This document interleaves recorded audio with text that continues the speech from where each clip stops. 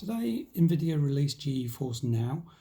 So this is a new cloud service, a bit like Google Stadia, where the graphics rendering happens in the cloud, and the machine you're playing on doesn't have to have a really fancy graphics card or anything like that. So we've got a Lenovo IdeaPad 510 here, and it really does struggle to play some of the higher end games.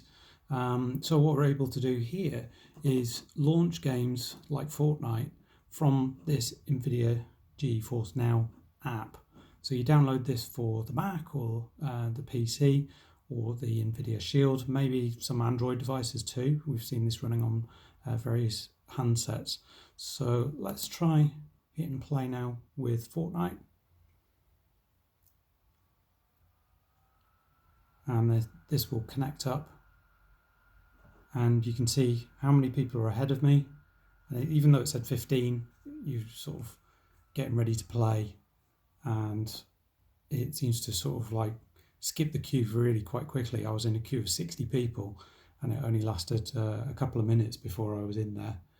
Now, it will look at your Epic login and give you a range of games that you can play there. You use the search bar at the top here. So if we type in Fortnite, that's one of the supported games. Oh, now the game's actually launching, so it's gone over the top. So you use that to find the games that you can actually play and that are installed at the Nvidia server's end. So now it's launching the Epic store, and it requires you to log in. Now this happens every single time. It's a little bit annoying that you can't store the credentials client side and then it transmits them across. Maybe that's something they'll look at.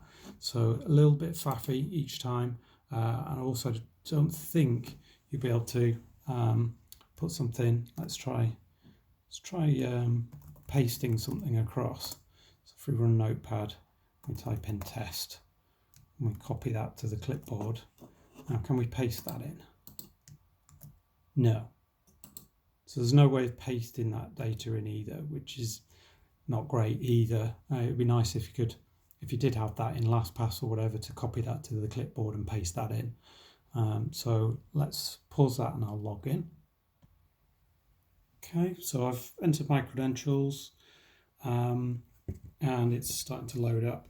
Now, one thing to note is if you've got two-factor authentication in there, you'll need to go through that every time. Because you start off on a different server every time, it won't remember that particular server against your account. I wouldn't recommend clicking something like Remember Me, just in case somebody else accesses your credentials. It's worth maybe being slightly cautious with that. You can see there's a little bar down at the bottom, Epic Games Launcher, that's spinning away. I'm on a wireless connection here. We do have a wired network cable for better performance, and it will give you a little symbol in the corner if the network is a bit laggy and it detects it. Then you will see a little broadcast symbol there to indicate that you're probably going to experience some lag and maybe some breakup of the picture as it streams down. So it may continue playing on the remote server, but kind of break up on the reception to your PC. I'm quite near the router, so we might get 5 gigahertz. Who knows?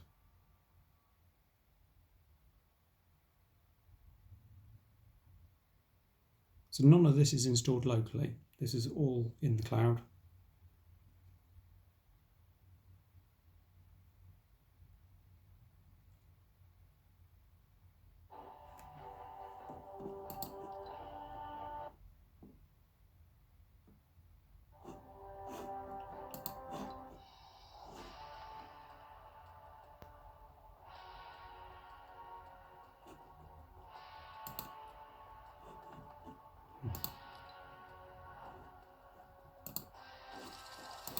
Right, I don't know what's going on. I don't play this game. My kids play it. So hit play. And really, from a graphics point of view, I can't tell that much that it's playing this remotely. There's no breakup here. These are pretty crisp on this display. The music did break up a little bit then, but then maybe it would do that if you were playing it locally.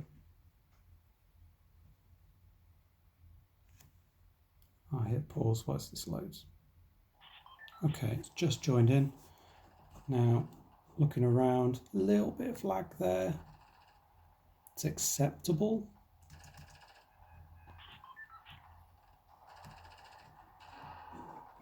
But to say that you get an hour of play for free, you would experience better quality connection if this was a networked connection. And to say this is just launched today and is obviously going to be full of people trying it out, especially with the free tier allowing you to play for an hour and test it out. This isn't bad. So that's that game. So let's have a look at a Steam game. I'm going to hit exit, confirm, and we should go back to the launcher.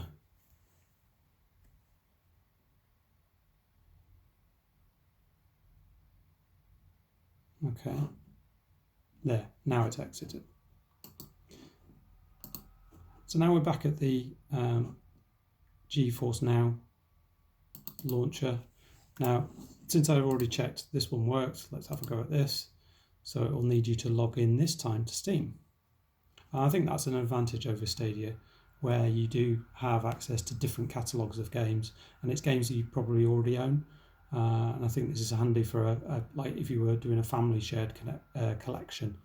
Although I don't know how I would log in as a child account and still access the parent account games, because you need to have the parent log in and then swap the logins over.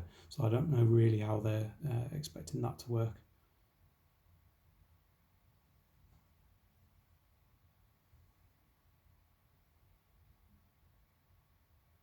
Okay, now it seems to have remembered my account login from last time, but not the password. Maybe it does feed the password through, and I didn't tick remember my password last time. But it did require two-factor authentication, so I'll give that a try. Yep, and this time it's still asking me for a two-factor authentication code, which has just been sent to me on email, so I'll get that in. You'll see underneath it gives you the ID of the computer that is trying to access this account. No point really remembering that because it will be different each time, but that gives you an idea of their setup maybe at the other end and the host names that they've used.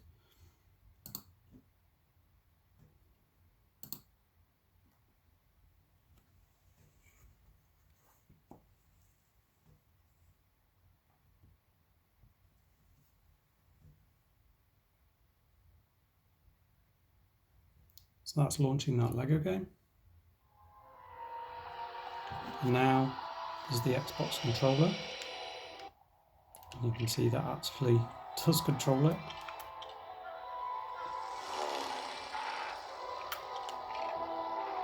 So I didn't save a game last time. I'm not sure how the save slots will work.